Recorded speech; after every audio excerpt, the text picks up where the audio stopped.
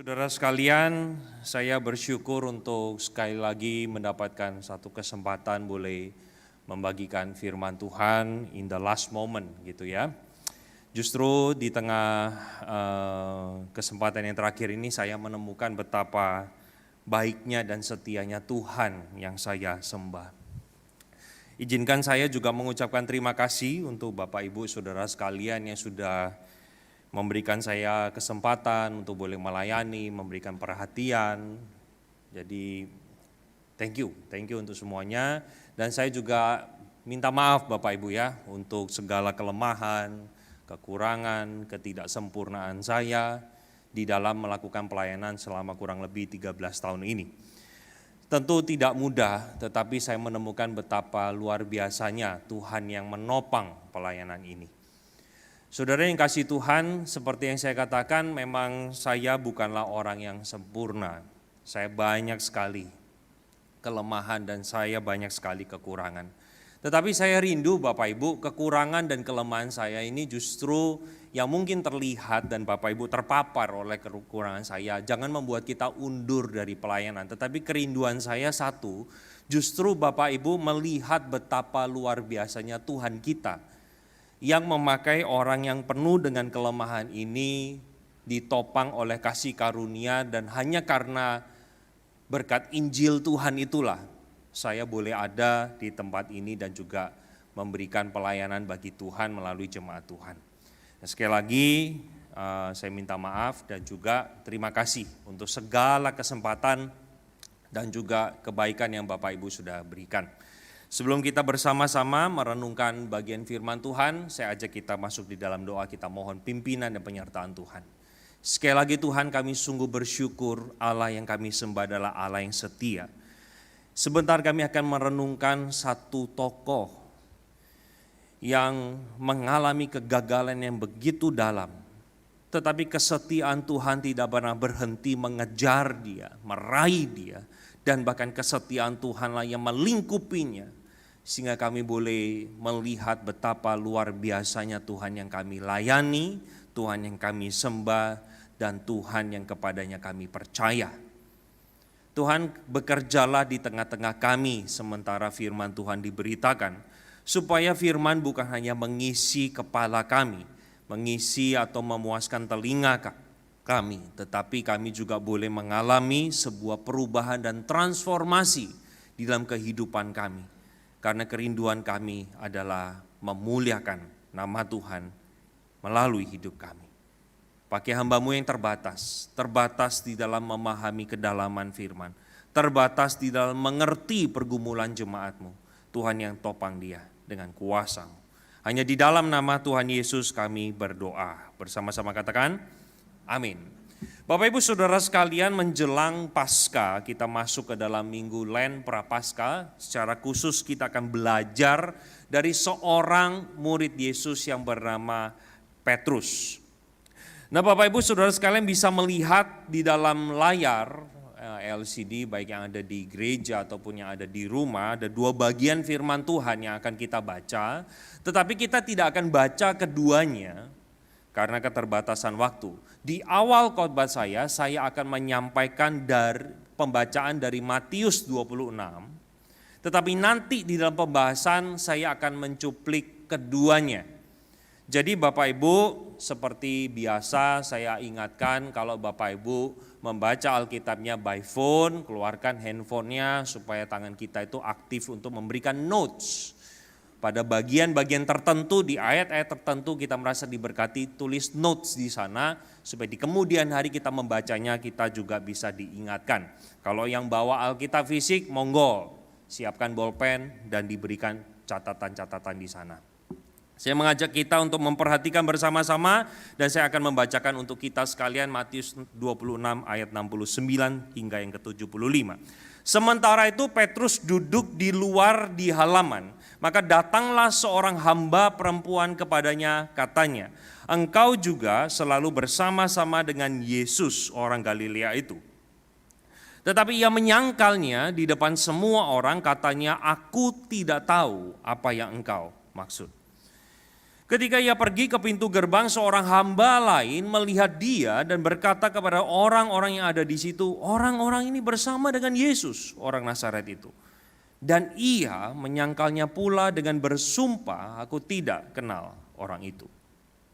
Tidak lama kemudian orang-orang yang ada di situ datang kepada Petrus dan berkata, pasti engkau juga salah seorang dari mereka.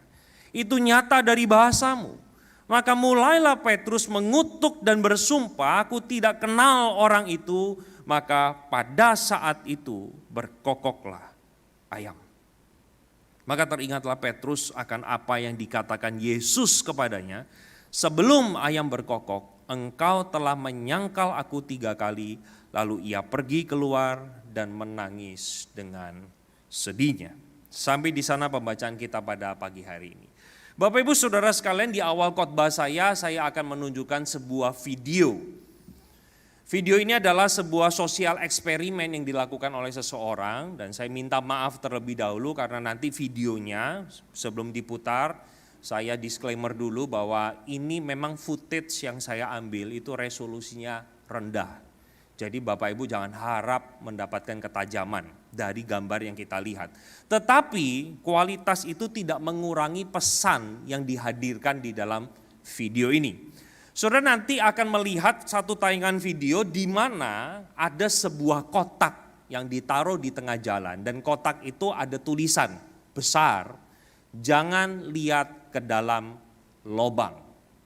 Pesan itu terlihat dengan jelas untuk orang yang lalu lalang di sana. Dan apa yang menjadi respon orang, Bapak Ibu bisa perhatikan sebelum mereka melihat dan after mereka melihat. Bapak Ibu akan saya ajak untuk lihat apa yang menjadi respon dari orang-orang itu. Silakan ditampilkan.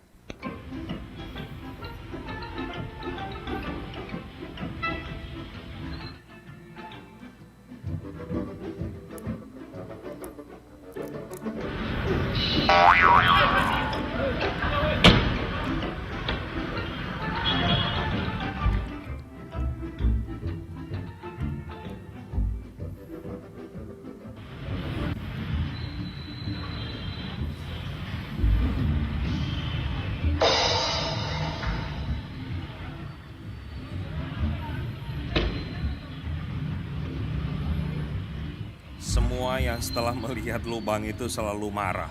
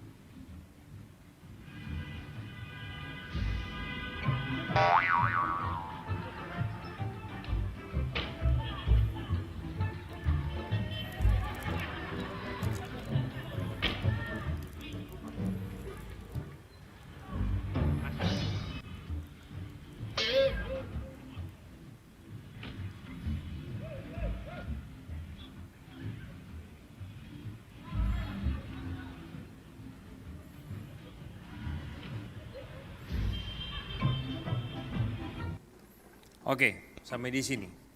Bapak Ibu Saudara sekalian, sebagian besar di antara kita ketika melihat video ini kita akan tertawa karena melihat betapa konyolnya yang mereka terima. Tetapi sadar atau tidak sebenarnya itulah yang terjadi ketika kita menjalin relasi kita dengan Tuhan. Berulang kali Tuhan juga seperti layaknya box itu mengatakan don't do that, jangan lakukan itu. Tuhan berulang kali menasihati setiap kita, hendaklah kita membangun bisnis kita dengan kejujuran. Dan kita seolah-olah hampir tidak percaya Bagaimana mungkin bisa menjalankan bisnis dengan jujur? Akhirnya kita tipu sana dan tipu sini. Di kemudian hari kita menemukan sebuah masalah yang besar. Dan kita mulai salahkan Tuhan dan kita marah-marah. Kita sudah tahu firman Tuhan mengatakan kasihilah pasanganmu. Jangan menjadi orang yang arogan. Hargai pasanganmu. Tetapi kita seolah-olah merasa bahwa pasangan kita, suami kita atau istri kita tidak pandang dia sebagai sesama. Dia adalah pembantu kita sehingga dalam perkataan, dalam ucapan, dalam segala pikiran kita itu tidak sungguh-sungguh mengasihinya.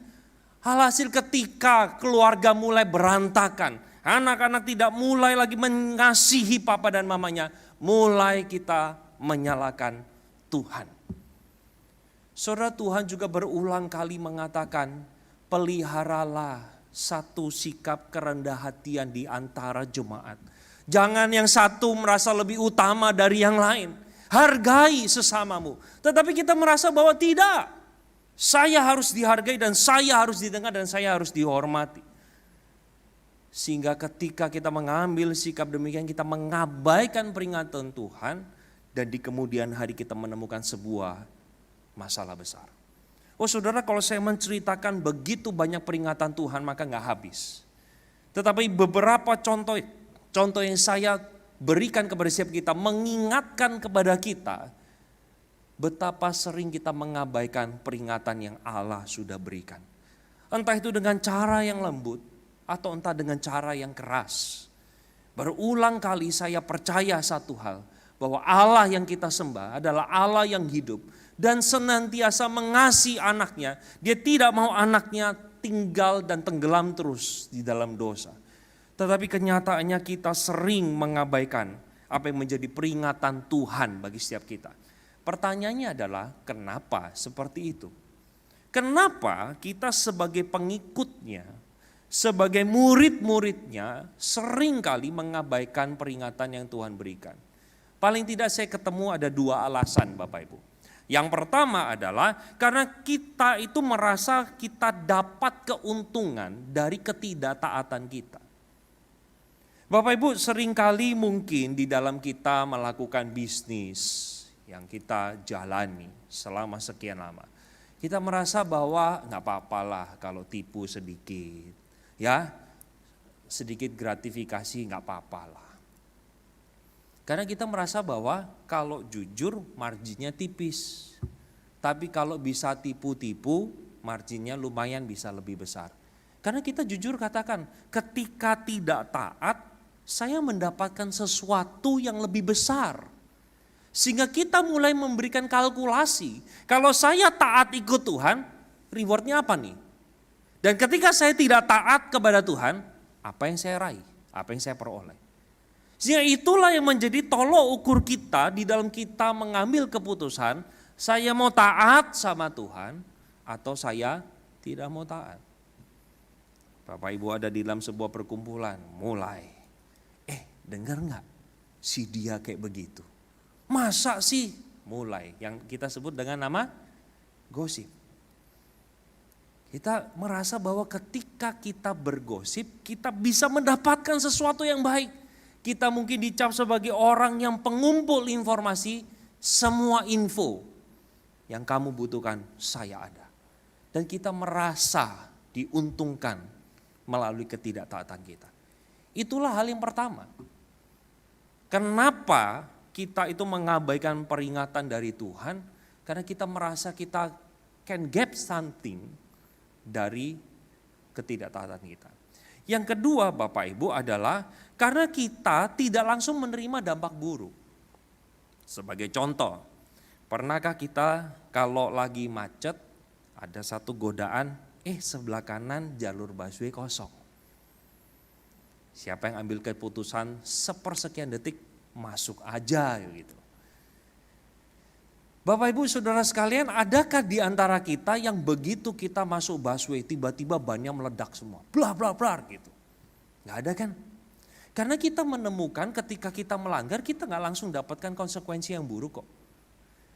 Bapak Ibu, pernahkah kita melanggar lampu merah yang kita sudah tahu dia itu merah tapi kita terabas aja? Apa langsung kita tabrakan? Jawabannya enggak loh. Banyak orang yang lebih banyak selamat daripada tabrakan, betul? Sehingga hal ini membuat kita berpikir, ternyata saya tidak taat, toh enggak ada hukuman kok. Salah satu contoh yang paling sering saya sampaikan adalah soal saat teduh baca Alkitab. Saudara, kita tahu baca Alkitab itu adalah mau Tuhan. Tuhan mau setiap anak-anaknya mengerti kehendak Sang Bapa. Maka dari itu mengundang untuk setiap kita bersama-sama belajar Alkitab, baca Alkitab. Saudara, berapa banyak di antara kita yang ketika tidak baca Alkitab, kita mendapatkan konsekuensi negatif. Gak ada bukan?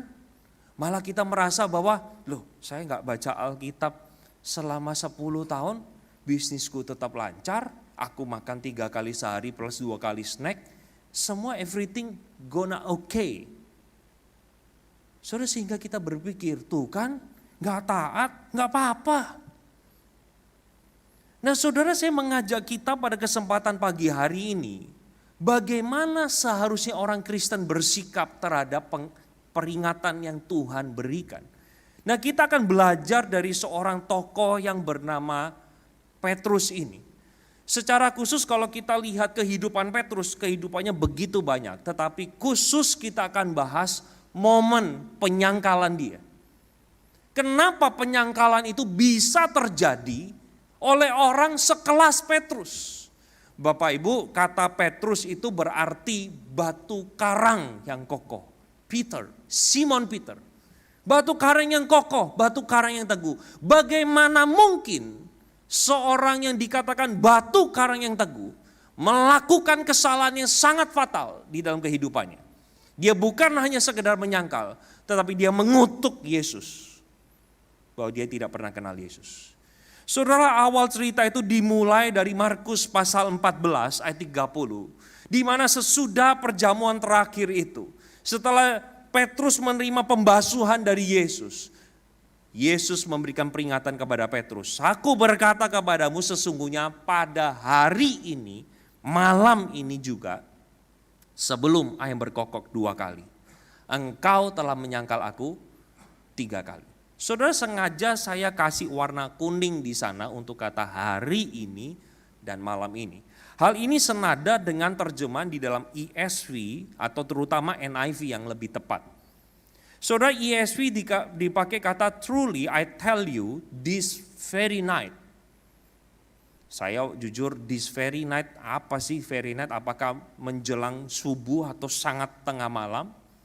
Saya kurang begitu paham. Tetapi ketika saya melihat di dalam terjemahan NIV yang lebih mendekati di dalam bahasa aslinya, Jesus answer today, yes, tonight.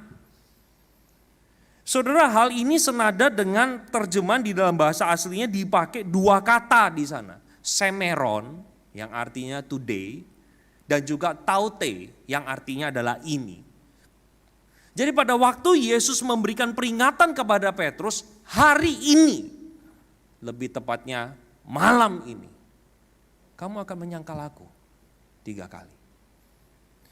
Saudara, kira-kira kalau saudara jadi Petrus, mendapatkan peringatan Tuhan Yesus seperti ini, saudara coba imajinasikan, apa jawaban saudara di dalam hati? Oke, saya dengar, apa? Bagus, bagus. Mungkin kita akan bersikap seperti Petrus. Masa sih Tuhan? Enggak lah, mana mungkin aku itu menyangkal engkau. Enggak mungkin. Di antara 12 murid cuma aku yang bisa jawab siapa engkau? Mesias anak Allah. Mana mungkin aku menyangkal, aku sendiri yang berjalan di atas air. Enggak mungkin aku akan menyangkal engkau. Betul? Atau kita akan langsung gini, waduh Yesus yang ngomong nih, seram kali. Saudara, pada waktu saudara melihat ayat 31, saya terkaget-kaget waktu mempersiapkan bagian ini. Dikatakan, tetapi dengan lebih bersungguh-sungguh Petrus berkata. Saudara, saya kasih bold di sana. Dia bersungguh-sungguh katakan kepada Yesus, sekalipun aku harus mati bersama-sama dengan engkau, aku tak akan menyangkal engkau. Dan saudara perhatikan apa yang terjadi dengan murid-murid lainnya. Semua yang lain pun berkata demikian juga. Saudara, pengaruh Petrus itu besar di tengah 12 murid. Dia ngomong apa yang lain ikut. Yang lain ikut. Lah yang lain juga ikut. Yuk sama-sama. Kamu mau nyangkal Yesus? Enggak. Ya aku juga akan mati bersama Yesus. Saudara tahu kisah berikutnya bukan? 11-nya lari duluan. Cuma Petrus yang ikut dari belakang. 12-nya menyangkal. 1 menjual. Sisa 11. 10-nya lari lontang-lantung. Tinggal 1 yang ikut dari belakang. Dan di antara 11 murid yang tersisa, hanya Petrus yang menyangkalnya sambil mengutuk dan bersumpah. Saudara, pada waktu saya menyelidiki sedikit kata lebih bersungguh-sungguh, itu ternyata di dalam NASB dipakai kata insistently. Nah rupanya waktu saya lihat artinya apa sih insistently? Dia terus-menerus. Terus-menerus. Ada juga terjemahan di dalam NKJV yang agak mungkin kita jarang dengar, yaitu vehemently. Apa sih vehemently? Berapi-api, dengan semangat. Saudara, dia seolah-olah ingin katakan, Yesus salahlah kamulah. Gak mungkin aku mengkhianati engkau, gak mungkin aku menyangkal engkau. Kalau Indonesia bahasa sehari-hari dipakai kata dengan tegas. Dan waktu saya periksa bahasa aslinya Bapak Ibu, saya lebih kaget lagi. Ternyata kata itu cuma muncul 2 kali di dalam seluruh perjanjian baru dan cuma dipakai di konteks Petrus menyangkal Yesus. Yang artinya juga sama, dengan bersemangat, dengan berapi-api dia katakan kepada Yesus bahwa aku tidak menyangkal engkau. Ironis ya. Dia yang ngotot, Yesus memberitahu kepada dia, ayam berkokok sebelum 2 kali, engkau sudah sangkal aku 3 kali. Saudara, kita tahu kisah itu berlanjut. Di dalam Matius adalah Markus 14 ayat 66 sampai 72. Bapak Ibu perhatikan di tulisan berwarna biru. Di sana tertulis seorang hamba perempuan. Saya jelaskan dulu. Bapak Ibu, hamba sendiri di dalam konteks perjanjian baru itu dianggap seperti barang. Dia bukan orang. Sehingga tuan atas seorang hamba dia punya hak penuh. Mau suruh dia kerja 24/7 silakan. Itu hak kita karena dia budak kita atau hamba.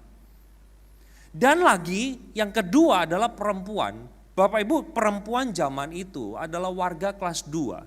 Jadi kalau perempuan menjadi saksi mata atas sebuah kejadian pembunuhan, maka kesaksian dia di pengadilan gak diakui. Karena kurang, dia anggap setengah. Jadi bayangin harus butuh 2 perempuan untuk mensahkan sesuatu yang dilihat benar atau tidak. Nah itu zaman itu perempuan. Nah dikatakan oleh Alkitab bahwa Petrus itu menyangkal di depan double minority ini loh. Sudah hamba, perempuan pula. Seolah-olah Petrus itu di dalam tulisan Markus maupun Matius seolah-olah ingin menunjukkan betapa fatalnya kesalahan yang Petrus lakukan. Dia menyangkal di depan orang yang tidak diakui sebenarnya kesaksiannya. Dan saudara perhatikan di sana di dalam ayat yang ke-67-68. Ketika perempuan itu melihat Petrus sedang berdiam, ia menatap mukanya dan berkata, engkau juga bersama-sama dengan Yesus, orang Nazaret itu. Tetapi ia menyangkalnya dan berkata, aku tidak tahu dan tidak mengerti apa yang kau maksud. Lalu ia pergi ke serambi muka, kukuruyuk. Saudara, Petrus dengar. Dia anggap sepi peringatan Tuhan. Kemarin saya waktu ke hati perpisahan dengan teman-teman dari Dan Mogot ada satu pertanyaan. Tuhan itu bisa pakai apa untuk jawab doa kita? Tuhan bisa pakai ayam. Untuk ingetin kita, jangan menyangkal. Itu ayam berkokok. Petrus ngapain? Peduli amat.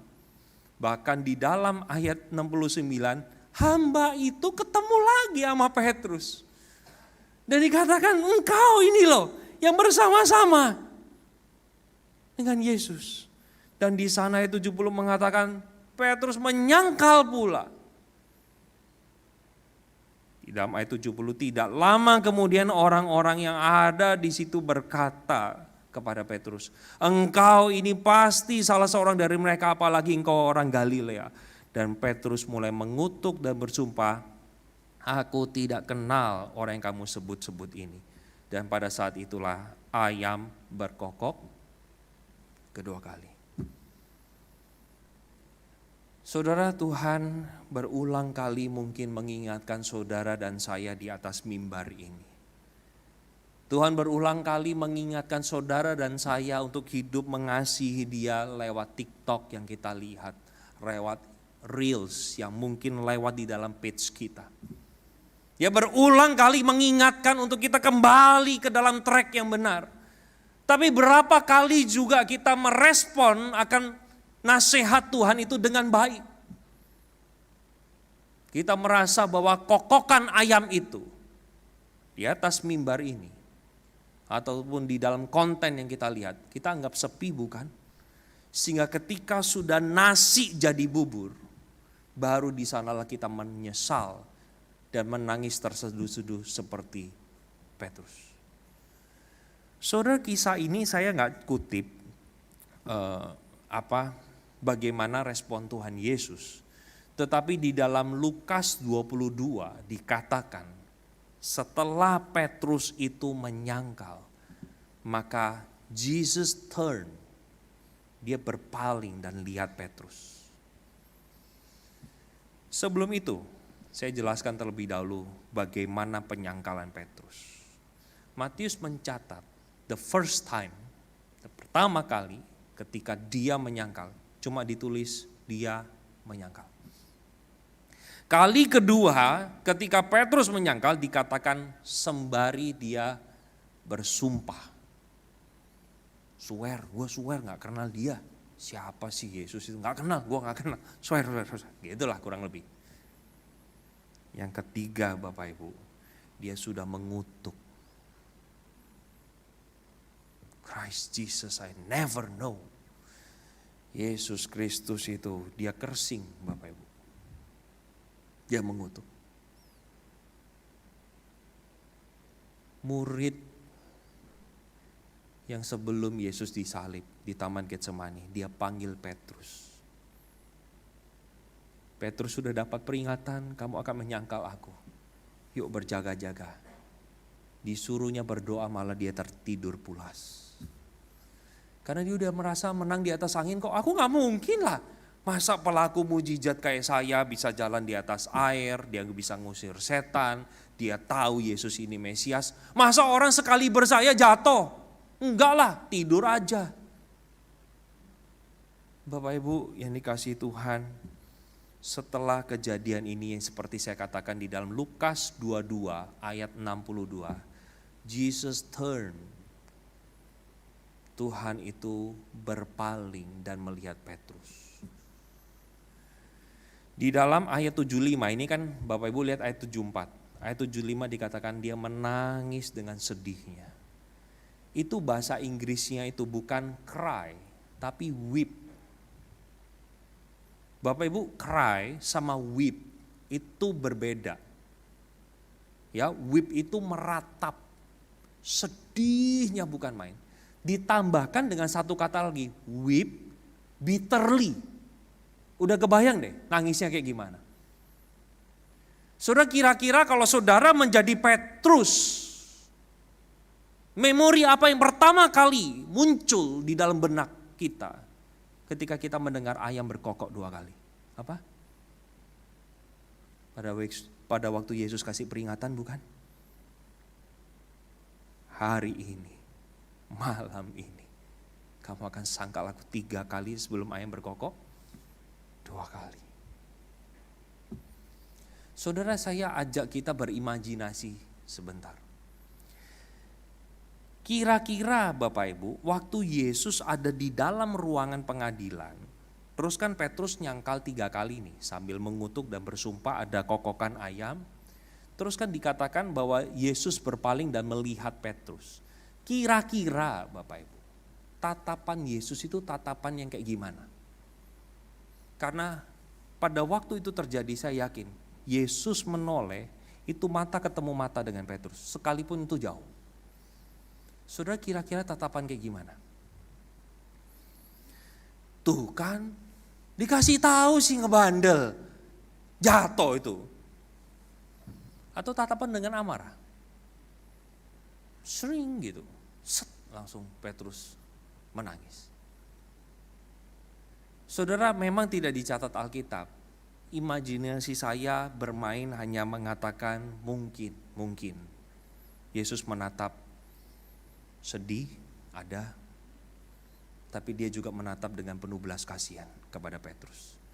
Itu sebabnya hati nurani Petrus menghujam dia dan dia menangis dengan weep bitterly.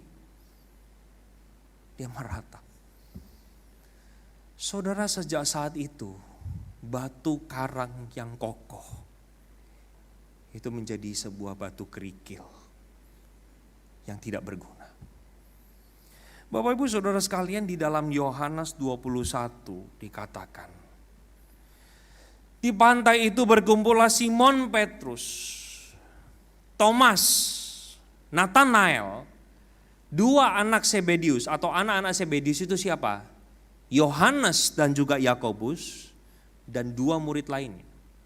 Berapa total? 7. Kalau dikurangi Petrus 6. Dan Petrus bilang apa? Kata Simon kepada mereka, aku pergi tangkap ikan. Kata mereka kepadanya, kami pergi juga dengan engkau. Saudara lihat ya, betapa influence-nya Petrus di tengah 12 murid. Sorry, bukan 12, 11, karena udah bunuh diri 1. Saudara lihat, Petrus tarik separuh 6 orang untuk balik yuk tangkap ikan. Petrus kegagalannya menutup panggilan Tuhan atas dirinya. Panggilan Tuhan kepada dia, engkau bukan lagi penjala ikan, tetapi engkau adalah penjala manusia. Petrus merasa gagal, salah, Yesus itu salah, aku bukan batu karang yang kokoh. Aku batu kerikil yang tidak berguna. Aku tidak bermanfaat. Di antara 11 murid yang ada, aku yang mengutuk dia. Murid macam apa aku ini? Ketika guru berkata, di atas batu karang ini aku akan mendirikan gerejaku. Not me. Salah. Salah. Yesus ngomong itu salah. Dia mati sekarang. Kubur kosong. Bapak Ibu lihat ya, berulang kali Yesus katakan kepada 12 murid, bahwa aku akan diserahkan, aku akan mati, 3 hari lagi aku akan bangkit. Tidak ada satupun dari antara murid yang kubur kosong. Itu Yesus hidup. Tidak ada satupun. Semua berpikir serempak, mayat dicuri. Saudara lihat di sini psikologis dari Petrus, betapa dia kecewanya dengan dirinya. Udah tinggalkanlah panggilan penjala manusia, aku tidak layak. Untuk apa aku jadi penjala manusia? Mengikut dia saja aku tidak sanggup. Aku tinggalkanlah. Saudara, kira-kira kalau saudara menjadi Tuhan Yesus, orang seperti ini apakah saudara mau pakai lagi? Dia yang menyerahkan kita. Dia tidak pernah membela kita. Dia mengutuk kita. Di belakang ngutuk, bersumpah gak pernah kenal. Di depan kayak muja-muja. Tetapi saya akan katakan, bagi dunia orang yang gagal itu dibuang, diganti. Tapi bagi Yesus, orang yang gagal itu diberikan kesempatan lagi dan lagi. Tuhan kita bukanlah Tuhan yang berhenti mengejar kita ketika kita gagal. Allah yang setia itu mengejar kita yang rapuh ini. Saudara, pada waktu itu Petrus di tengah dia lagi tangkap ikan, gak dapat ikan.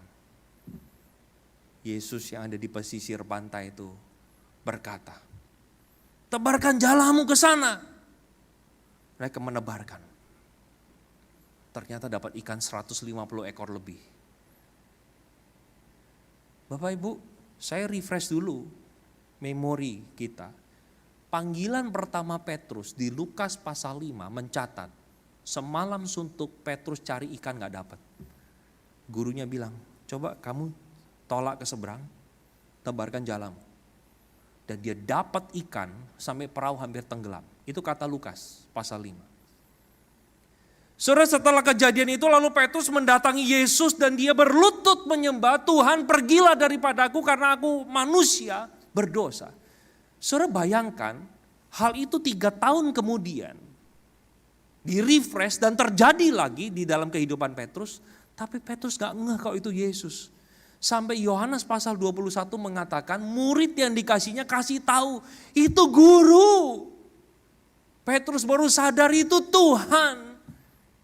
Lalu dikatakan dia tidak berpakaian, dia pakai pakaiannya, dia nyebur ke danau dan berjumpa dengan Yesus itu. Saudara, sembari mungkin dia berenang. Mungkin dia bertanya, kok hidup? Mati gua. Udah nyangkal, ngutuk, sumpah pula, habis dagu.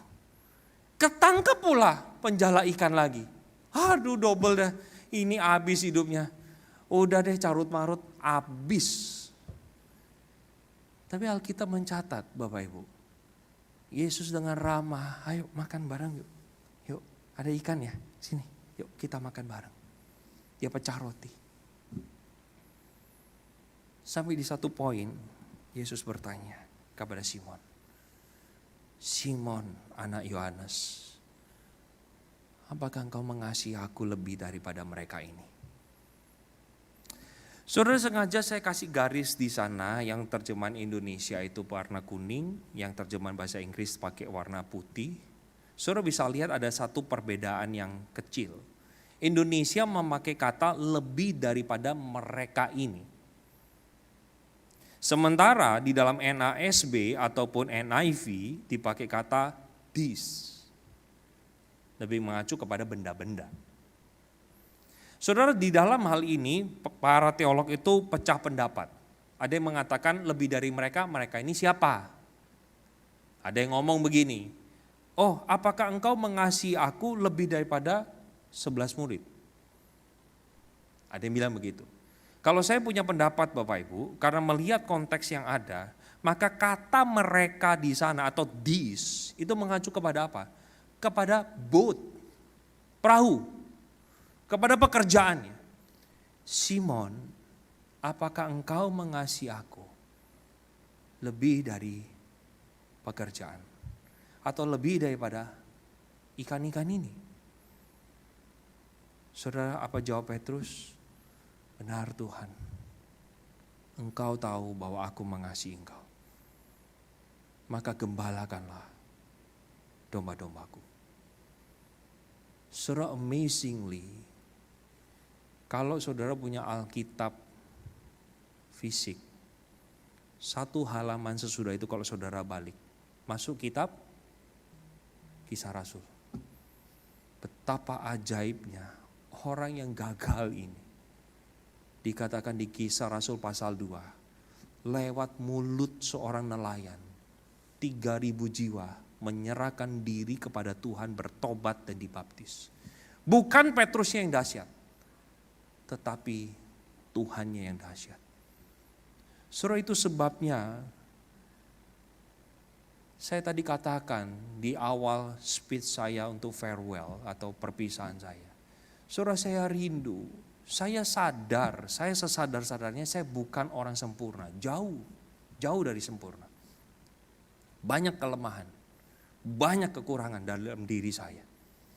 Tetapi kerinduan saya satu Bapak Ibu.